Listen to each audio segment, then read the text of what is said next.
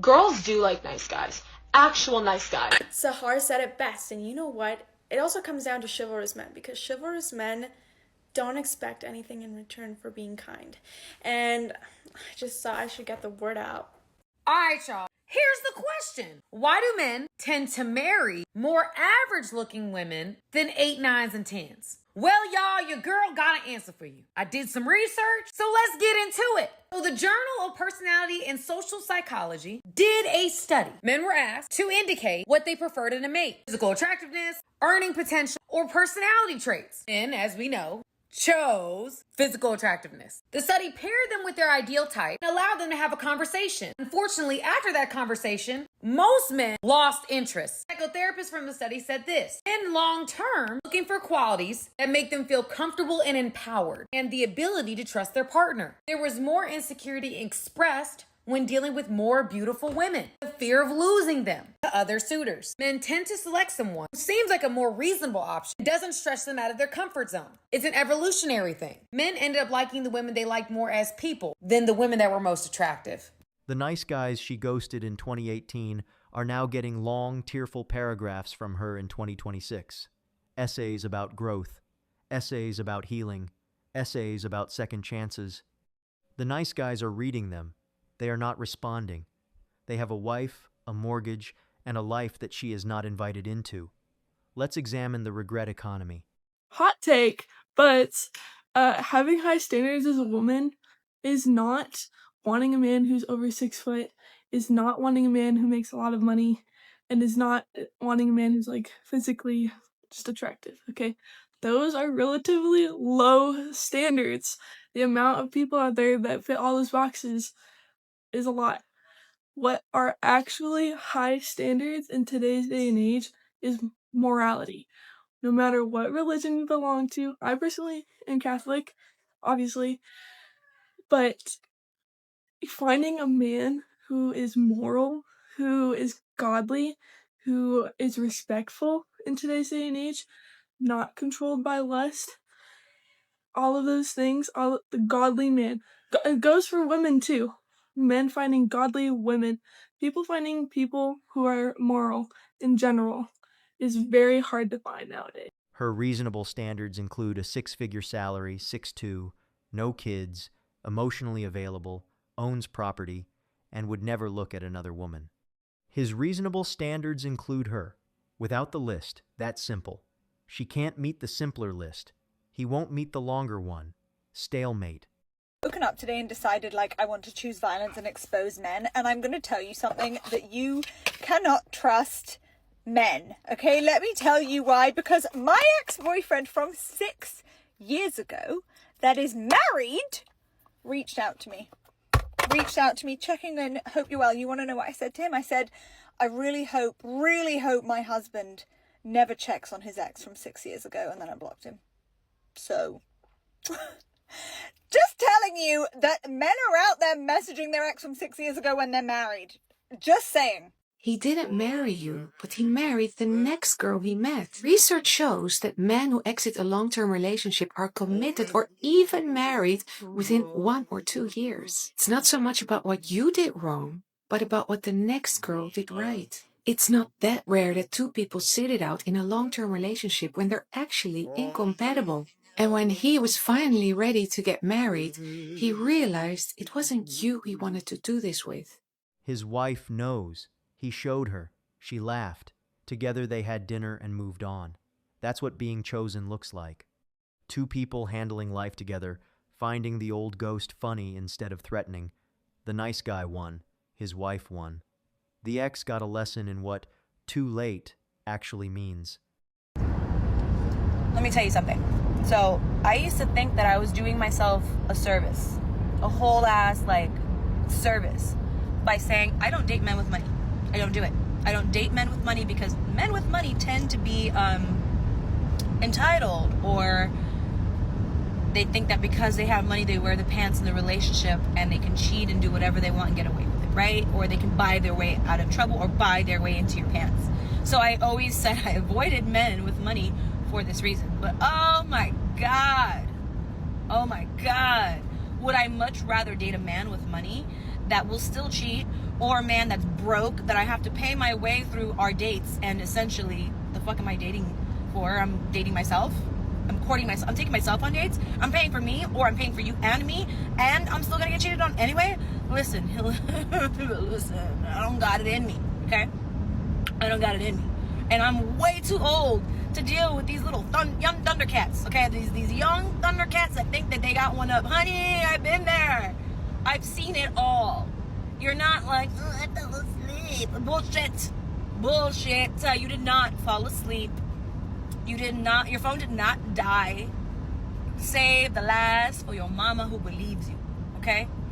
Whose birthright, she has to love you no matter what you do. I don't, okay? I will not tolerate buffooneries. I am befuddled by the men who think that they can outsmart a woman's intuition when we know, baby, we know when you're being slimy. We know. There has never been a man who has cheated that I wasn't on to you. I was on to you. I was on to you. Okay? So therefore, in summation moral of this TikTok story, date a man with money and let him take you out on dates and let him try to buy his way into your pants, because they all are dogs. They're all gonna cheat and they're all scum anyway. Anyway, you're gonna treat me like a prostitute. I'm gonna treat you like a bank. The tears are real. That part isn't fake. What's fake is the framing. She's crying because the consequences arrived, not because the situation is unfair. The situation was fair the whole time. She was just the only one not reading the contract. If you are single and you are in the dating marketplace at that time, when that happens, say you're 37, 36, 38, 40, whatever it may be, and you are still on the hunt for that man, and you hit the wall and you can see in your face that you are no longer the face that you were at whether it was 30 or 35 or 25, whatever it is, you are going to be panicked.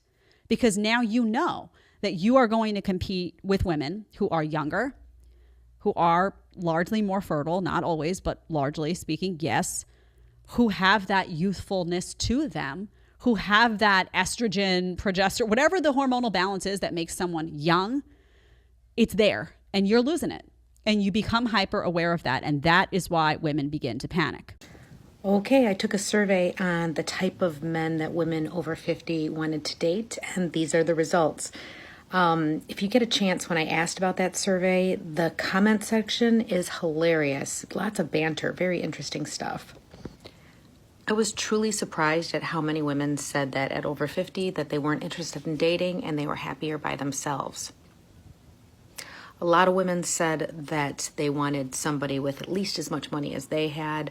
Some women said they wanted a rich man, but a lot said they just didn't want anybody who had significantly less money than they did. It was mentioned a few times, too, that women wanted a man who was passionate, somebody who still had working equipment. And the number one thing that women mentioned was a sense of humor, someone who made them laugh. So if you have something to add to this, I'd be glad to hear it. Please write in the comments. I've made other videos about men and what type of people are available to date over 50. Some women did say that they wanted younger men too, which surprised me because I myself am not interested in younger men. But a lot of women said that worked out better for them. The damage is done now.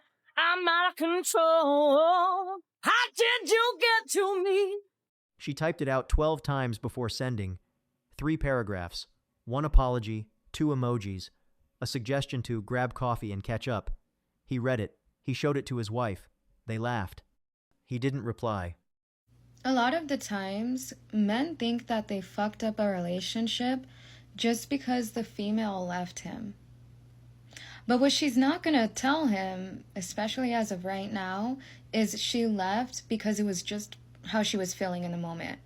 Me personally, I'm fortunate enough to be smart enough to not leave based on feelings, right? Because I'm a committed person. But a lot of these females, they're a little immature, and it's just like in the moment. It's an in the moment thing. And then they're all like, shit, I left, but how can I even come back from that? Like, you know, it's kind of embarrassing for her because it's all like, I left for no reason, and if I come back, then I'm gonna look stupid, right? Like, I'm telling you, a lot of women have egos, so it might take them a long time to come back. With me personally, I'm humble. I'm very humble. So if I leave a man because I was being a little stupid and impulsive, I'm gonna come back and admit it, right? I mean, it's not gonna take me 1 hour to realize that, you know what I mean? But at the end of the day, like, maybe you didn't fuck up. Maybe she was just trying to protect herself and she was being a little sabotagic. So at the end of the day, like, I'm not telling you that you are perfect. We both know that you weren't. But what I'm saying is, like, you guys need to understand. Women don't be all like, oh, I'm just gonna leave this guy because he disrespected me. No, it's, I'm gonna leave this guy because I feel upset that he's not doing this for me. And I'm like, sure, I guess women mentally check out before they leave. But a lot of the times that's not the case. Like, a female can be so emotional that she just leaves you, right? Because she has these standards in her head and then you're not doing it and it's like, I'm gonna leave, right? So yeah, take accountability for the contribution that you made to it. But I don't want you to put the full blame on yourself because, like, no. And of course, women are going to go in my comments and they're not going to admit to this, right? Why would they? Like I told y'all, because it's embarrassing. They're not humble enough to admit this. So, yeah, I'm the one that's going to fucking tell y'all the fucking truth. But these women are all like, not me though. They're not self-aware enough to realize that they're a problem in some sort of capacity. Sure, it may be true that some women ain't like that, but you get to decipher this, not a random chick in my comments trying to disagree with the shit that I say. I don't believe them unless I believe them. Okay? Because what they're not doing is, yeah, they're saying, I'm not like that, but they're not giving context like, oh, your ex like slapped you into tomorrow and you didn't come back to him. Oh yeah, well, right. 101 coaching in bio. When you know, you know. When you know, you know. The friend zone wasn't a holding cell. It was a courtroom, and she was the judge. She delivered the verdict. The verdict was not guilty of being attractive to me. He accepted the ruling. He moved on. The court is now closed. Permanently. I hate to tell you ladies, but men are done with being nice guys. I love a nice guy, but you know the expression nice guys finish last? That is the truth nowadays. Nice guys do finish last, which is why most men are done with being a nice guy and they are like, you know what, if the women are going to be toxic, I'm going to be toxic too. I can be just as horrible as you. And women, you're going to hate it. You might thrive on the drama now you're young, but as you get older and you want a nice guy, you want to settle down with a nice guy, you'll find there are no nice guys left. Or the very few nice guys that are left have been snapped up by the nice girls, and you, with all your love of drama and your toxicity and your fucking me, are going to end up alone being eaten by cats like Bridget Jones. That is what's going to happen. Well, obviously that wasn't the ending for Bridget Jones, but you get what I'm saying. So yeah, I think now is the time when women need to understand that nice guys are good and that you need to start dating the nice guys before they've all disappeared.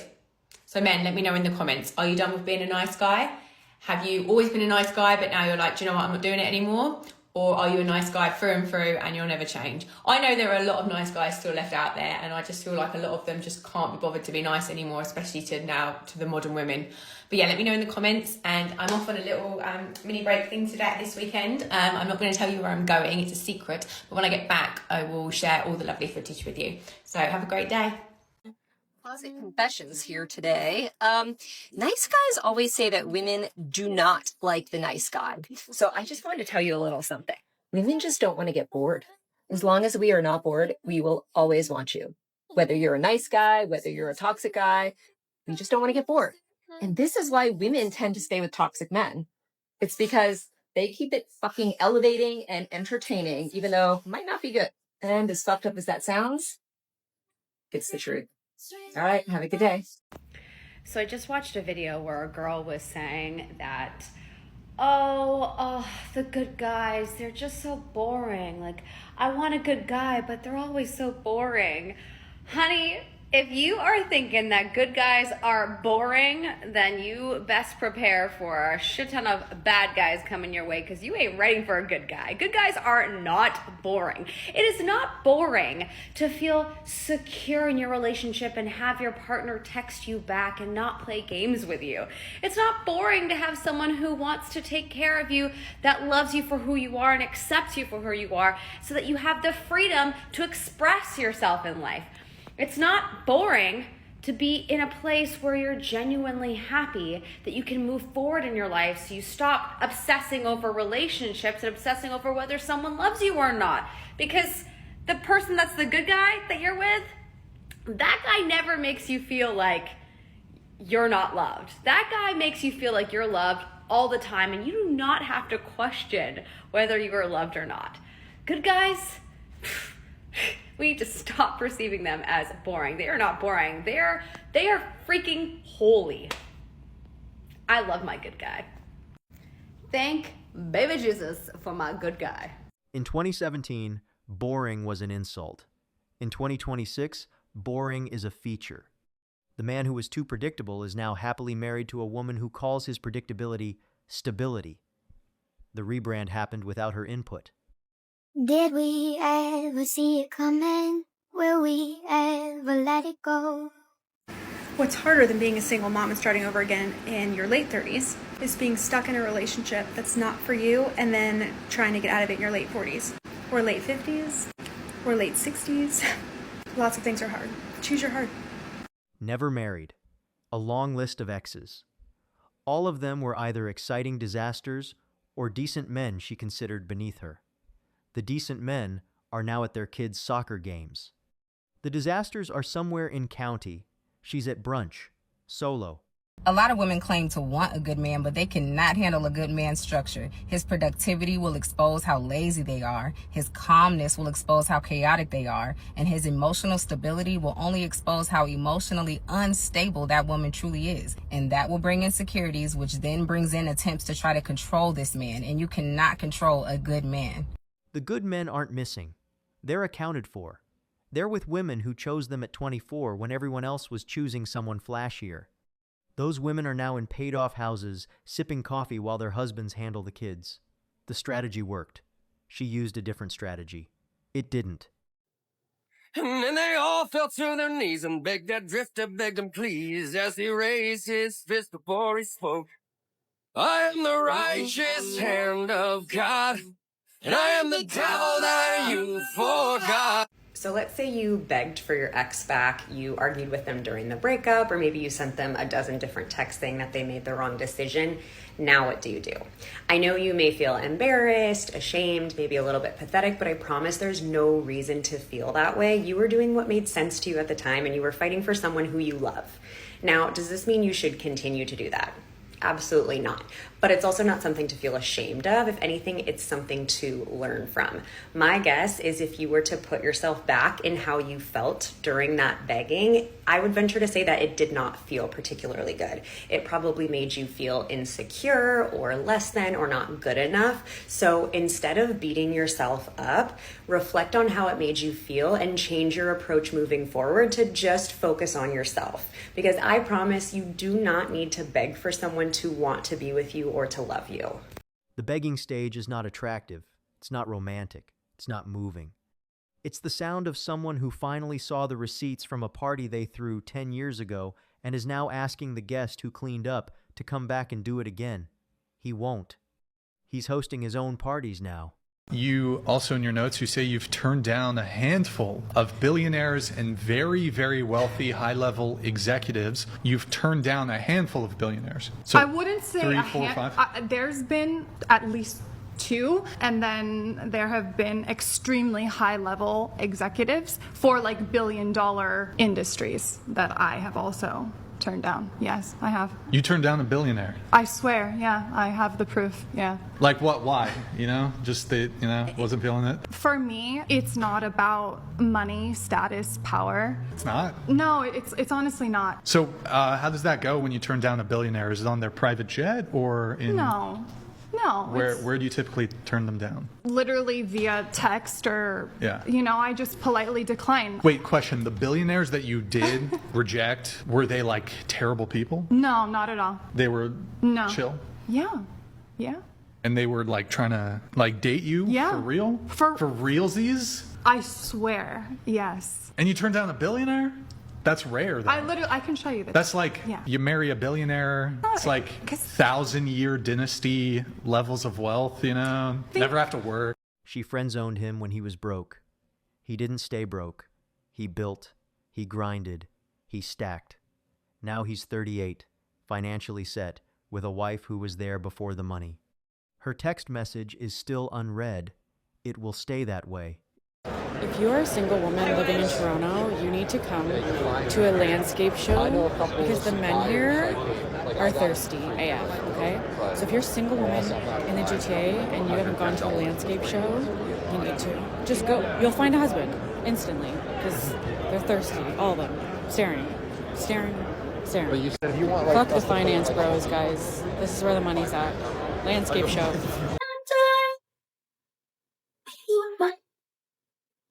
Everything's so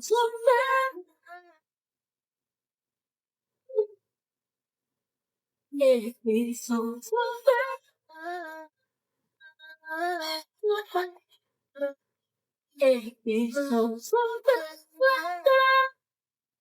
If you're a woman and you want to find a husband or you want to eventually be married, whatever, it is not your job to find your husband, and you should not be like hunting for him. When you do this, you are stepping into your masculine, and unless you are trying to attract a feminine man, that is what you are going to attract. It's like positive and negative of a battery. You can only have one of each. You can't have two feminine or two masculine. The gender doesn't really apply here. Unless both of you are kind of like neutral, like in the middle, not dominant in one or the other, but then you're going to lack polarity in your relationship. Even the Bible says, he who finds a wife finds a good thing. It's his job to find her. He is the hunter. Let him come find you. The hunting season opened. The game is scarce. The bag limit is 0. The men who used to wander into the clearing have learned to read the signs. They hear the footsteps. They change direction. Every time. A lot of women love nice guys. The issue is attraction. If you are a nice guy who can't get girls, chances are they don't find you attractive. Hard disagree. Let me explain why. The men who are thinking like this are prioritizing, in fact, only acknowledging attraction as a matter of physicality. That's the main issue with these Andrew Schmate fresh and fit guys. They tell you that your entire value revolves in the numbers in your bank account, the suits in your closet, the hours you put in at the gym. They're obsessed with height, weight, body count, fertility, which means age. Those are all very surface level things that get you the beginning of a partnership. It's not going to keep you in a long-term relationship like a marriage with children. And the crazy thing is that not all women prefer this cookie cutter idea of the six-pack guy. Truly, we scream this all the time. When women are asked who they find attractive, they'll answer like Pedro Pascal, Timothy Chalamet, different facial features, heights, body types. And it's funny because men will always reply and be like, no, you're lying. That's not true. You don't like them. What? And my theory why those guys cannot accept the truth is because their looks are their scapegoat. That's why they say they can't get women. Oh man, women are just so shallow, they don't find me attractive, they won't give me the time of day. Your looks are also the easiest thing to tackle and improve. It is a lot harder to put in the work in therapy, to be self-aware, emotionally mature, review your own behaviors and improve upon them. That is attractive. And that is also very easy to clock when someone is not doing that. Moreover, it's very easy to clock when someone is trying to court and woo and pursue you simply because you look nice. So men who are blaming looks for getting rejected are also overlooking the fact that girls feel a little icky when they know you're only asking them out because you want their body or their face. She's a whole person with dreams, funny stories, friends, parents, ideas, and she's going to want to be able to share those things with somebody who is interested in hearing them, not somebody who just nods through it so that they can get to the sexy part. I did a story time recently about this guy I met off a dating app. We went on 2 dates, and after the first date, I could tell that he was love bombing me in a very generic way because he was hot in pursuit of a girlfriend. Not me specifically, just a girlfriend. And this became clear because he was showering me in affection that was not personalized to me. And that's a very uncomfortable sensation. You feel invisible. And you're not really allowing me to see who you are either, because what I can see I don't think I'm compatible with, but I can't tell because you're so busy trying to impress me. I am the #1 person on this app who says, do not ask out women on the street. For the love of God, stop walking up to us. And the reason is because you have no other reason to approach me with interest beyond what you have seen, and that is my face and my body. I don't want to interact with somebody who is so down to pursue anybody in front of them that they don't even have to know anything besides what I look like. I know that you came up to me not because you think I have something amazing to say, but because you think I'm hot. So I know that you're gonna nod and smile and be a yes man as I say whatever I say because you want me to like you so that you can get in my pants. And so I say no thank you, and you go home and you say, dang it, it's my looks. All the while not realizing that the way you approached me showed me already that you are not a nice guy. I just wish that things could just like go back to normal. I just want us to be able to go to bed tonight and wake up tomorrow like nothing even happened. Well, that's not going to happen. And let's get one thing straight. We are not sleeping in bed. I am sleeping in bed. You are sleeping on the couch until you are out of here. Well, can you tell me what I would need to do to just make things go back to the way they were? Yeah. Get out. Well, now and leave, and it will go way back to the way things were before we met. Okay, well that's obviously not what I'm talking about. Okay, well that's the only solution that I have. You don't get to cheat on me and then just beg for me to take you back. Doesn't work like that. You messed up, you pay the price, and that's it. Okay. I don't have tolerance for that stuff, and you've known that your entire time of being with me, that I do not put up with cheating or lying or any of this infidelity kind of stuff. You can keep begging all you want, but you're just gonna look stupid. What I want is for you to be gone, so that I can be here in peace. I want to go to bed next to each other tonight and just wake up tomorrow like normal. No, please. It's not happening. Why? You are not welcome in my bed anymore. It's our bed. No, it is not. It has not been our bed since you had another guy in it. Begging doesn't reopen a door that was locked in 2019. The nice guys took the rejection as information and used it to become men. Those men have lives now. Those lives do not have a guest room for the woman who said no. Build quietly. Win permanently. Let the regret age in their own glass. Thanks for watching Male Imperium. Please show us your love by subscribing to the channel using the bell icon. We're also up for debate and some healthy banter, so don't forget to comment under the video.